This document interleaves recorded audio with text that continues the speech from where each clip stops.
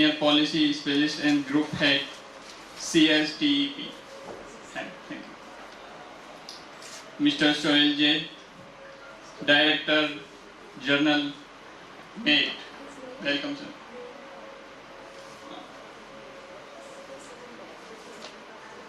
Okay. Thank you, sir.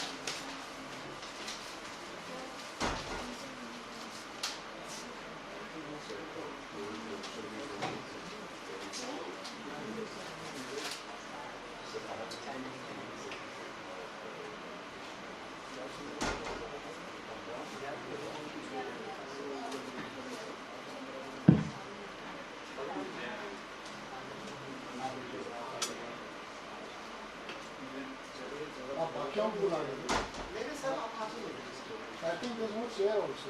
What I'll do is, I'll take one chair. I'll take one chair. Andres Andre, Chair of Working Group, Energy Environment, MICT. So,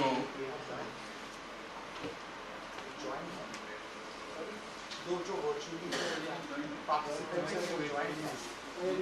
हाँ? कोई भी नहीं. Nobody's there. नहीं but any point in the time did they join? एक ही तो link था ना. तो उसमें किसी ने वो join किए थे ये दोनों के नाम पे. ये Anders Andre and Matthias. अभी स्टार्ट हुआ है ना ये भी अभी कैसे स्टार्ट हुआ है? ये दूसरा लिंक है. हाँ? ये दूसरा है. दूसरा लिंक. हाँ ये वाला दूसरा लिंक है. अभी जो शुरू हो रहा है ये दूसरा link. Yes sir. Second We don't have an audio involved. No, so that's what I was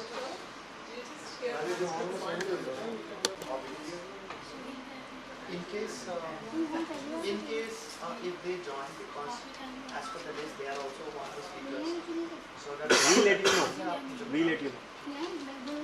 So good afternoon, and so we are actually towards the end of this fourth Indo-European Conference on Standards and Emerging Technologies. The objective of this specific session is to have a kind of a takeaway of yours so far, what we have developed as a part of the report, and definitely the report findings will have certain gaps which may not have been covered adequately in the report. So the objective would be to kind of take some of these gaps and present it to, at the valedictory, which is going to start after this session. But I don't want to have the discussion in a way that you just kind of try to identify what are the specific gaps in the report, but more from your perspective and experience and work around circularity in the plastics and in the electronic waste sector. There are few areas which we would like to kind of really focus on, and then we try to see how these experiences and understanding would fit in terms of our gap analysis so far the way forward of the particular report is concerned. So today we are joined by a very distinguished list of experts working on various dimensions and areas of circularity. And the objective was to have a kind of a balanced perspective from India as well as Europe, because although there are a lot of dissimilarities in terms of the scale, economic growth, population density and level of urbanization, but at the same time I feel that there are a lot of similarities existing in terms of cultural diversity, in terms of economic diversity, and specifically the topic which we would be delving in this session I think the dependence on imports of our materials are concerned. So both these sectors, electronics and plastics, need materials which both this part of the world, they are heavily import dependent on.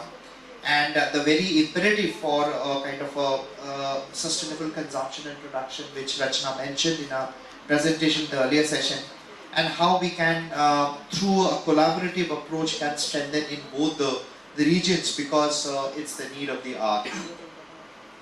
So, taking our discussion forward, although as per I was thinking of like going by the list of the order that I had received as a part of the agenda, but since Rachana was one of the penultimate speakers during the last session, so what we will do is we will maybe start maybe from right, Zadi Saab, so we can start with you. And now, interestingly, the work that you have been doing in the electronic space has been very interesting so far.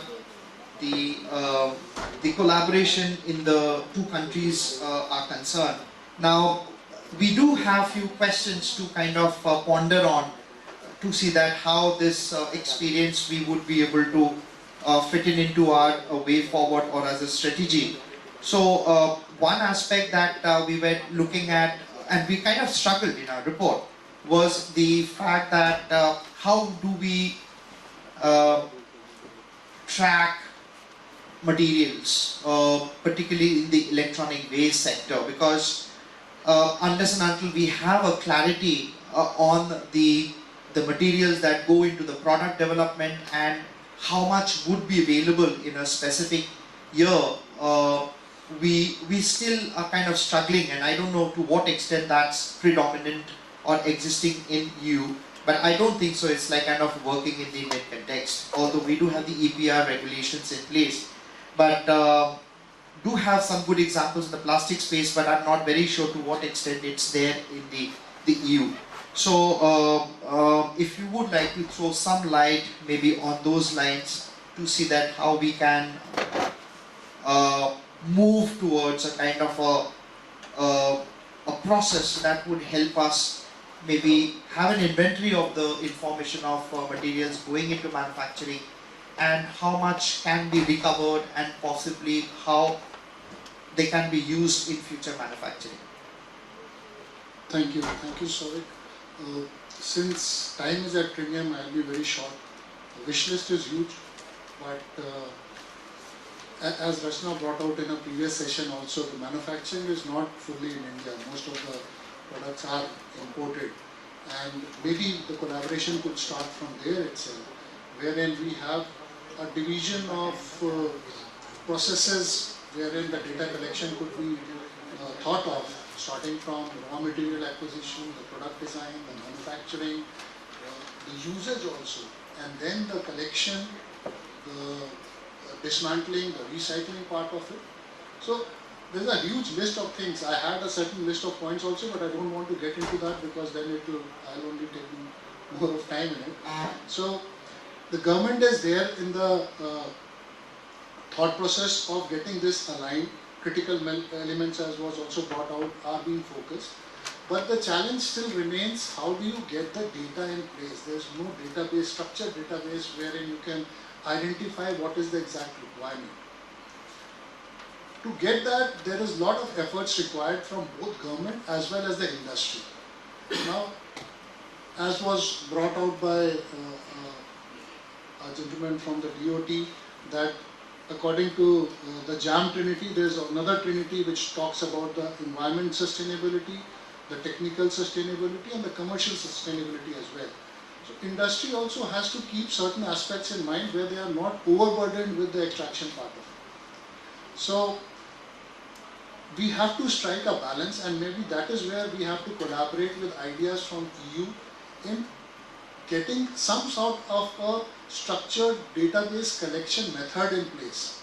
And as I said, in the 3-4 processes which are there, how do we keep a track of elements being added onto the product which is designed and produced, so that at a later stage certain of course 100% of extraction is not possible, but whatever percentage of extraction is thought of, it is authentic, and the cycle remains till the end point where even the recyclers are responsible and they are able to deliver what they are saying. So I hope what you get what I am trying to bring out. So maybe technologies like blockchain could be used. So it is again digital which is going to help in that. The manual thing is of course not in any way going to help in that. And maybe at a later stage the legal methodology wherein you mentioned about the date and country of origin and things on the box, we could also have some kind of a components being defined, at least the critical elements in that box. That will set an agenda in place wherein you can have the database available for you to work in. And this could have downward and upward compatibility so that things are in place. I'll take a pause there. Thanks, Colin Saab, regarding the way we kind of need to track inventories data, because there's a saying that unless things are measured, it can't be monitored. So unless and until we are able to really measure, we won't be able to really understand and see to what extent we are able to bring in the efficiency in the productivity in the sector. So possibly I'll also come to this aspect when I come to you. But before I come to you, I'd like to go to Anjali and the work that you have done, particularly in the plastic space. In the electronic waste space. One of the aspects, the negative aspects which I see in the energy transition is the proliferation of solar PV panels across country. We do have different technologies, but it's largely like kind of silicon PVs, with an installed capacity of around 90-95 gigawatt now, most of them would be reaching the end of life maybe in another 10-15 years. But more importantly, the exponential growth in solar PV deployment we will witness over the next 7 or 8 years. But at the same time, as we move on with deployment, we will also see a lot of the existing PVs that would come to the end of their life. Now, should we really wait for that particular time to come in, or we should think well in advance to see to what extent they can be taken care of? Although solar PV is very well considered as a part of the e-waste, and whatever regulations are applicable under the e-waste would be applicable for solar PV as well. So if you can just share about the aspect on the framework that you were referring to so far, bringing sustainability in the end of life management of solar PV, and where you see in terms of policy, technology and good practices, cooperation between you and India can be promoted. Sure, thanks, Numik. When we talk about PV waste, the general perception is that, as you rightly mentioned, that the end of life would be 10 to 15 years, why to bother now? But that's definitely a very wrong perception. So there has to be an attitudinal shift. We are pretty late in any case thinking about, and we should start thinking now very seriously, because when we talk, considering the current installations, that is ground mounted PV installations, we are expecting nearly 4.5 million tons of waste if we reach 2045, which means, and India is expected to be the 4th largest PV waste generators by then in the world. So we have to start thinking now, start getting institutionalized mechanisms in place, whether it at the policy level, at the international level, through collaborations and technology advancements. Now, the one thing that you mentioned about technology, yes, you're right, that there is crystalline silicon technology that dominates the PV space today.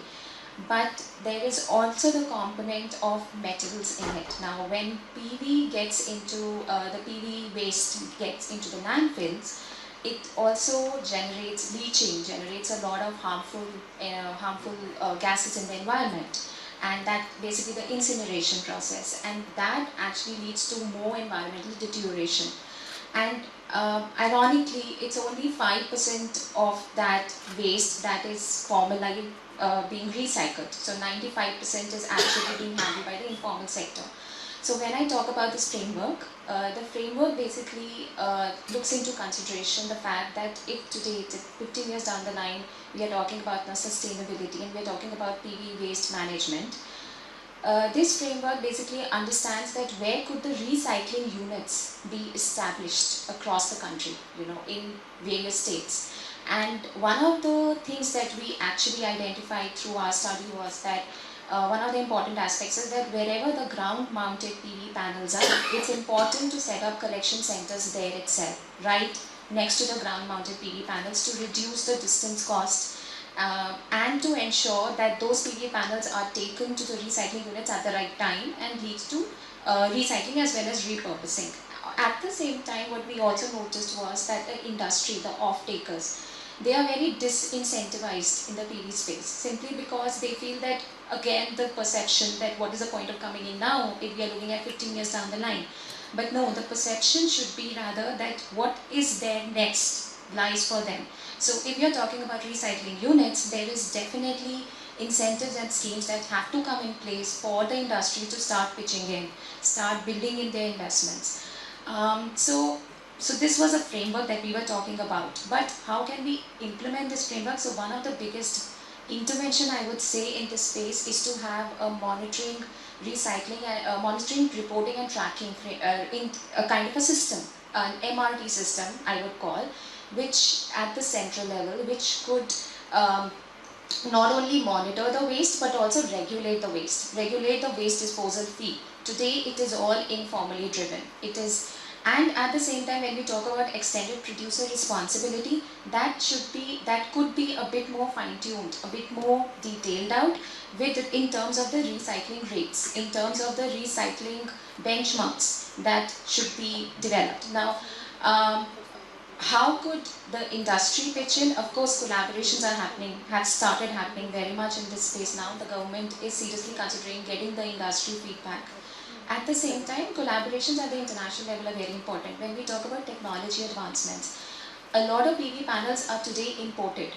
They are assembled in India, so we don't have any indigenous technology.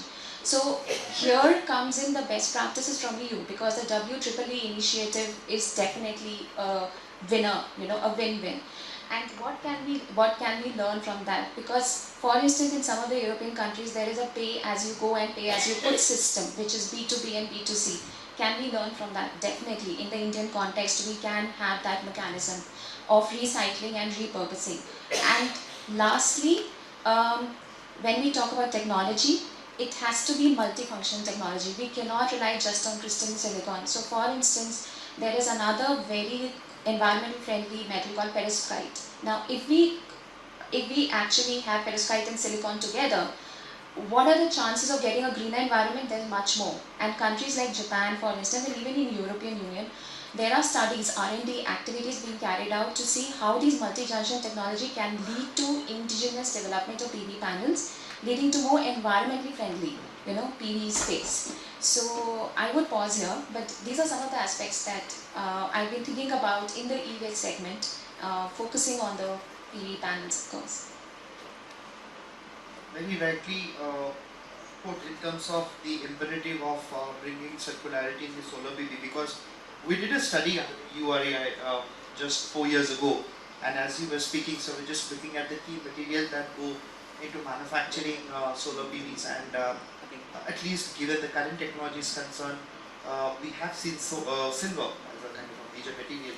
And if we look at silver, India's total consumption of silver would be somewhere in the range of, say, 8,000 to 10,000 tons annually, and we import around 50 to 60% of that silver. So, going by the kind of targets that India had set, over and above the renewables that would be needed to produce 5 million ton of green hydrogen, which is around 125, 130 gigawatt. So yes, over a period of time, we would be on one hand using a lot of silver, but that would help us kind of release that material as we move on in the long run. So thanks Anjali for those very insightful findings. That definitely complements some of our work under the project. Coming to Rachna, so we have been working on a lot of issues of common interest for many years, and under the UREI, because plastics is one of another sector that we are looking at, and one of the sectors and location where we are working quite extensively on plastics is in the state of Goa. And plastics, which we presented today in the morning, and feel that India is a very cost-conscious kind of a society, and the reason for much of downcycling of materials across various sectors, including plastics, have been to really cater to the need of the cost-conscious consumers. And whenever there are like kind of difficulties, we have seen very limited interventions coming in the form of efforts to bring it back to the recycling facilities. So here we depend a lot on the behavioral part and the economic dimensions. So if you would like to throw maybe some light on the work and how you feel maybe these 2-3 aspects play an important role, and a little bit on the collaborative opportunities that exist between India and the EU. Sure. Thanks, Shavik. But before I go to that question, just because the earlier question which was addressed by the co-panelist, something on the data that you actually mentioned. And coming to plastics, I think you mentioned about the EPR portal. I would still say the data gap that was existing till last year isn't what we talk about now, at least on plastics. And same approach on data, even for the EPR portal, which is end of life, but at least the Indian government's intent to have that kind of monitoring is really, I would say, something to really like understand what kind of investment is going from the government side on at least the EPR end of life still. So just on numbers, currently I was just looking at the EPR portal, close to 18,000 PWPs, plastic waste processors, are registered. It wasn't a year earlier, it is now. And registration is not that you register. Everyone can register, and that's the same on the e-waste also. You have 587 recyclers, but when you go on the ground, they're not recycling. It's leaking back to the informal. But here, when they actually put a recycler, they have a monitoring mechanism. The third party, abhi it's not in place because the portal is just coming in. First, they are just offering, like EU, like Europe, they've offered people to come, penalize, if you're penalized if you're not registered. So that's one element, and the other is the input material, where each and every brand owner, producer, importer, and the hue and cry we had in the country from last year till now, 30th November was the deadline, 4.1 million tons of plastics we generate in the country, 3.8 is on the portal, which can be monitored by any SPCB, any CPCB official, anyone, at any point in their day-to-day operations, right? So I think the portal is there. And similar would come on e-waste. Fortunately or unfortunately, I would not say it's the best approach, but my point is at least the intent to have data is pretty much there from the government on whenever they talk about anything to do with the materials, whether it's solar PVs, it will come. With the EPR, whatever has been come through tires, e-waste, everything is going to be on this portal. Sorry? Waste to oil, everything is going to be there. With industry will have to bear or cooperate or whatever, because the government is trying to do its best. The other is also on the monitoring, that we also heard and see the notices that have gone out to the pollution control boards who have not been effectively being able to monitor the recycling industry as such. So I think there is a big disruption which is happening in the market with the digital portals, and I think this will bring at least some amount of traceability in the market. So that's one approach, and I think that's common to e-waste and plastics, so I want to highlight that. The other, when you talk about Goa, we also see at the state level. The Goa State Pollution Control Board, Reva and I was just traveling a day before, they actually mentioned on consumer awareness, they're trying to do something called a deposit refund scheme. So if I today buy a plastic bottle, I know I have to deposit from a retail shop, any retail shop, I don't have to go to the same, but I know I have to deposit, and I have paid when I bought 5 rupees extra, so I'll go and deposit it back. We have even gone to calculating the levels of if I buy a beer bottle or if I buy a plastic bottle or any other plastic packaging, how much do I have to pay? And consumers have expressed interest in Goa, which is 1 million population. They have expressed interest. They are willing to do if the city is clean, place is clean. They have liked that approach. But the tourist, no? We also did surveys with the tourists, and they were like, why should I? Why should I? And I'm here for a week and I don't care. But the infrastructure of that city or the state is disrupted when you have a 19 million floating population who comes and goes out of the city, and then it is the city government to manage that waste. So I think this is where we require a national level, when in the PWM recent notification of 30th of October, they've actually put DRS, Deposit Refund Scheme, also as a market instrument which states ULBs are free to decide and design. They are not saying you do for plastic or PET for on. But right now, if the state government is doing it, and of course, industry would stand and say, oh, this was already the best material. No? You're taking over PET, which is never found in litter. You're taking away beer bottles or glass bottles, which are never, or even if it is in litter, it is broken. The point is, the state government clearly said, we actually don't need your input on how will the market function. You just need to do a baseline to check whether consumers are sensitized, what is it, how much their willingness to pay, are they willing to do it, and secondly also looking at the important aspect of how do we now set up the scheme, my excise department. So just having bottles that are sold in Goa will have a QR code. Now that's where the digital, which she was mentioning about, comes into play. And state governments still have that kind of a mandate to decide that in Goa we will not sell liquor if it is not having this QR code. It's gone to that level of a discussion. So I would say any state or a brand, if that gets engaged into that process, can actually bring a change. So it starts at that level, and it requires a lot of ecosystem to be built together, whether it's public or private sector. Even in the public sector, the excise department has to understand how much, why should we do for this and that product. No? The local bottling industry vis-a-vis the any global brand that I should talk, everyone has to come on board. And I think this is where it takes a lot of time and very easy to say, oh, the system collapsed or it will not function in India. And this is where I think it requires, especially we see from the global banks, to actually kind of agree to it. When you actually have a DRS functional in Germany, and you have an informal sector who doesn't let the system go into waste or any material land up, I think it requires that kind of a willingness also from the brands to come forward and say, yes, we tried for India with a different kind of a mechanism. So yeah, I think that's my input just as a thought for how it works on the ground. Very helpful, Rachna. In fact, the first point which you very clearly reiterated about the fact that we have seen a kind of an exponential improvement over what we saw till last year and this year, and I was looking at tracking the kind of registration happening and the expansion of the overall capacity of recycling in the country. Yes, plastic actually came in the limelight, the discussion so much over the last few years. The government in fact kind of channelized their attention towards this sector.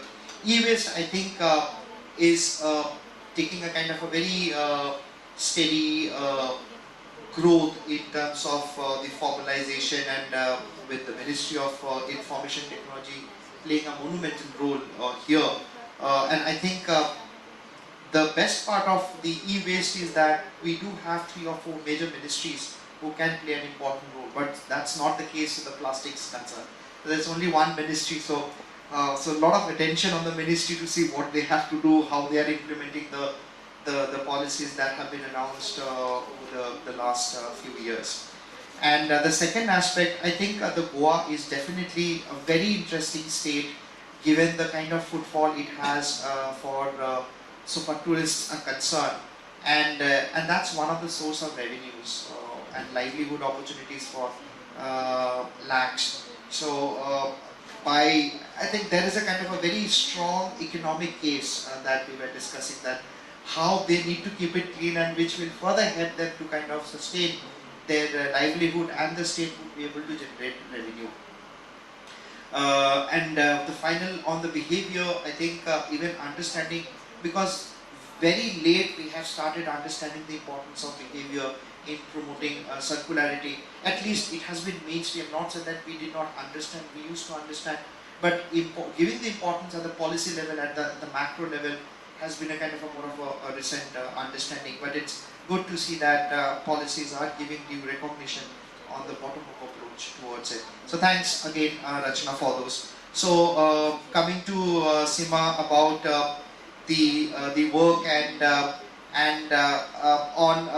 on the work that you have done around electronic waste.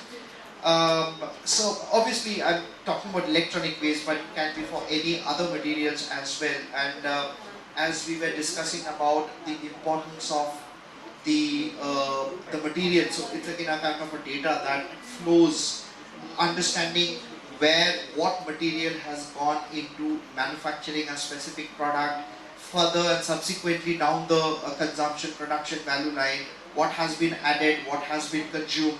So so quite often we don't know how much actually were brought into the product and how much is finally released. It becomes very easy when we are in a kind of a more small setup, input, throughput and output. But in a kind of a large multi-state value chain, measuring that one is extremely challenging. So maybe from your work, if you would like to share some aspect from the EU perspective, and then how we can possibly take it in the Indian case. Thank you very much, Souvik, and thank you to the panelists. I can hear that they are all very, very technical person, and I come from the tech industry, which are more into the monitoring side of testing and certification side of it.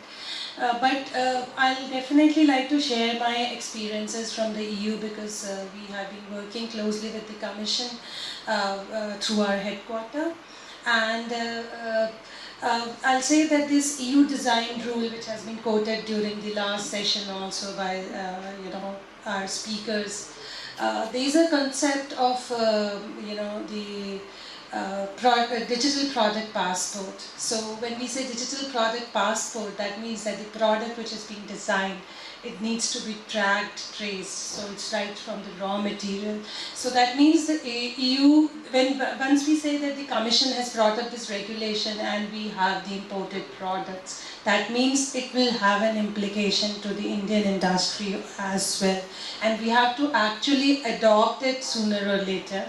And we have to be part of this tracking, tracing and refurbishing. So entire purpose is the EPR, that we know where the material is used, where the product has gone, how the product is refurbished, or what has been done to the product. So end of life kind of a scenario. And I would also like to quote, there is a very interesting project going on in EU, which is called as BAT RAW project. This BAT RAW project is intended to support this kind of a digital product passport scenario, and it is generating a raw material it feeds actually to the European Commission's raw material information system. So their RMIS system is being fed by this information on where the raw materials are available. Of course, the European Battery Alliance project has been running for almost 5 years from now, and so has been very successful in setting up the example and global collaborations, and similarly this project is also going to support on this particular, especially in terms of the data tracking and other things. So just to add upon it, I would like to touch upon one more factor on the investments, because not just the I mean, I would rather quote, I may be incorrect in quoting some words, but the Spanish minister who is representing the Commission, he quoted that if you want a greener product, it is the brain which needs to be think greener. So that means it says that it's the the producer's responsibility. Right at the design stage, they have to think that the product is designed in a way that it can be used, refurbished, and I mean, it can be actually, there has to be an efficiency, we can take out the minerals, we can do the urban mining and all those things. I would just like to talk about the EU taxonomy rule as well, because the EU taxonomy rules talks about it gives an idea on the where the investments can be done, and with tech we have done a study to develop that eco investment opportunities for the tech industries. But we will be happy to work it further with any other sector, any other industry to understand which our areas are there. I mean, we can always extend the sectors where we can come, but this will be really important that we give the incentives. We are clear where we have to do the investments, because this will not, I mean, from the Indian context, I'll say, because I don't see the circular economy only as a terms of, avoiding environmental degradation.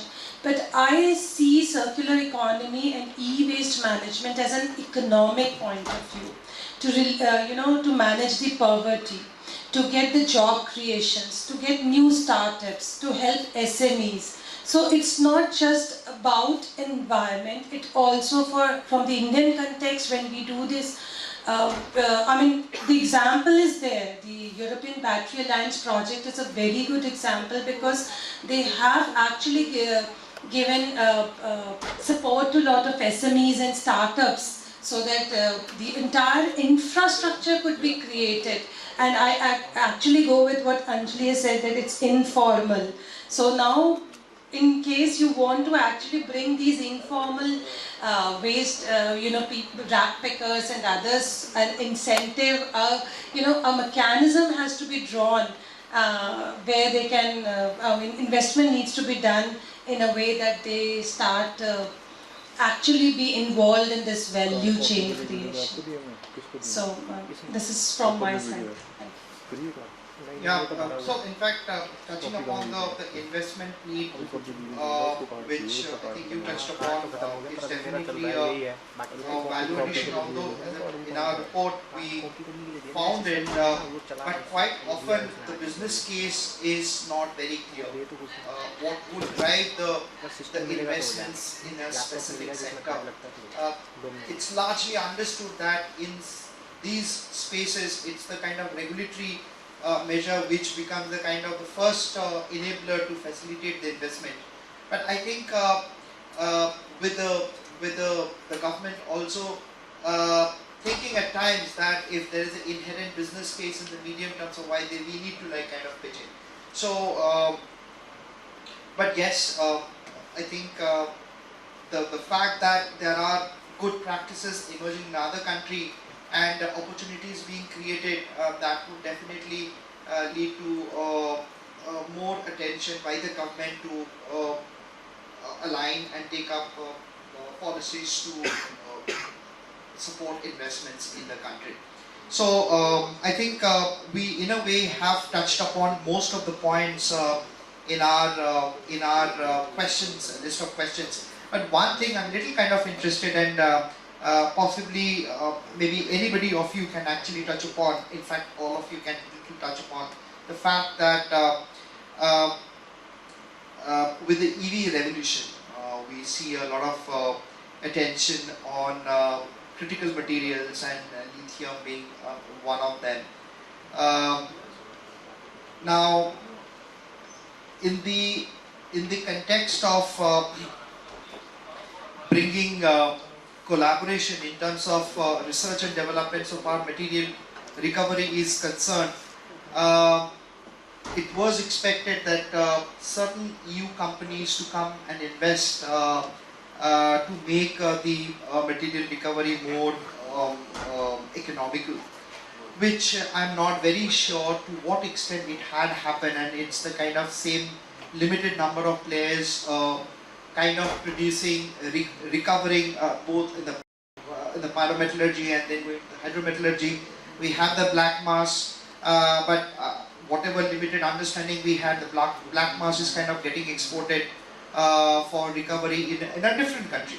So we have not been able to really set up that kind of infrastructure in place because we keep on hearing about this in different conferences, in different events and workshops. So maybe anybody of you would like to kind of really pitch in, because this particular sector actually stands in between the energy, the sustainable transport as well as circularity.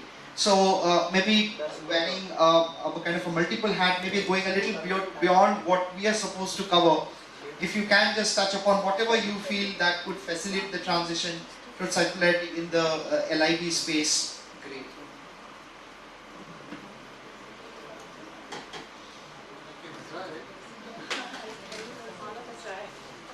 Okay, so in battery, as you rightly said, we don't have the wherewithal or the technology to extract the correct thing. But one thing which has happened correctly is the compulsory registration. At the initial stage itself, you get to know how much are the input elements there and what is the expected outcome from that. That is what should be there for every product. As you rightly brought out, the intention of the government is correct, but implementing things on ground takes certain time. When the rubber hits the road is the challenge when it is there. So I am not in a position to tell whether European investors have come and put a recycling plant where the battery extracts can be done. But as you rightly brought out, the black mass is being exported and that is what is happening. But with the compulsory registration, if we have the details of what is expected out of it, it will certainly help further ahead. I'll pause here. Thanks, Vin. Yeah. I would just like to add that probably, we need to actually look into two things which I think we need to take here. One is the technology transfer. I don't know how smooth, the technology transfer process in India and the EU, that needs to be worked upon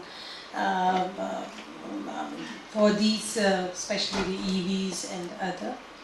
And of course, I'm really not sure whether it's in the priority list of the EU.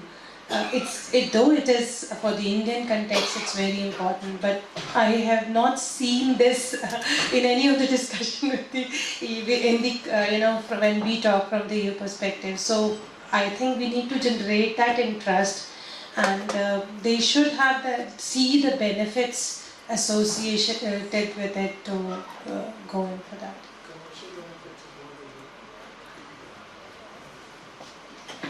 So thanks, Seema. In fact, we have started getting kind of a warning signal to kind of close this session. So I don't know if we still have the two external participants online. Okay, cool. So we have been able to save some time with confining our discussions to all the four physical discussions.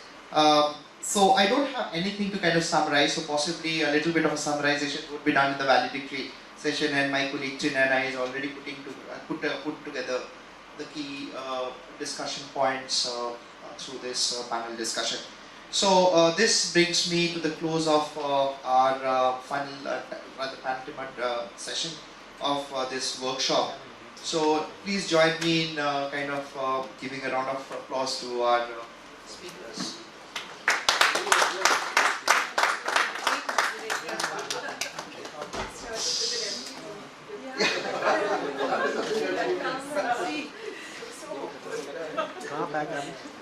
So, no thanks. I think the best part was that the panelists were like kind of really very specific.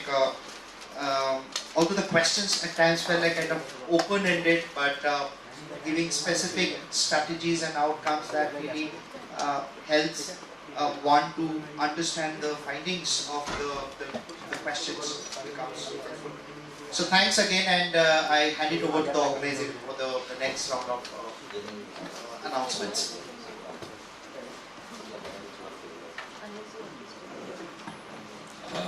Thank you so much, the distinguished speakers. Let's give them a big of hand for the beautiful session. May I request Dr. Subramaniam is here?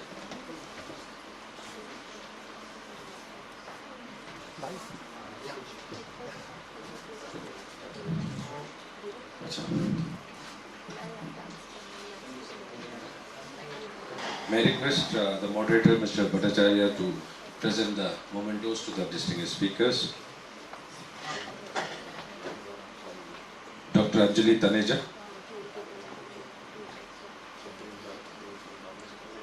Thank you, madam. Thank you so much. वहीं से खींचो वहीं से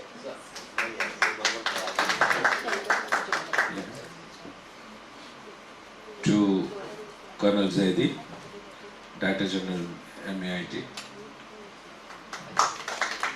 बढ़िया बढ़िया To Ms. Seema Shukla, Executive Director, THC Council of India.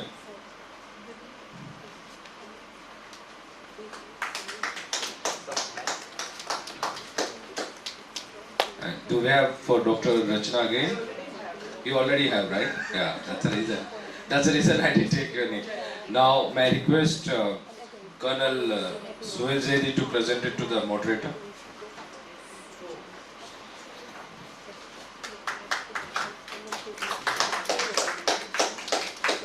Thank you so much. May I request all of you to join for the valedictory session ASAP because it's already started.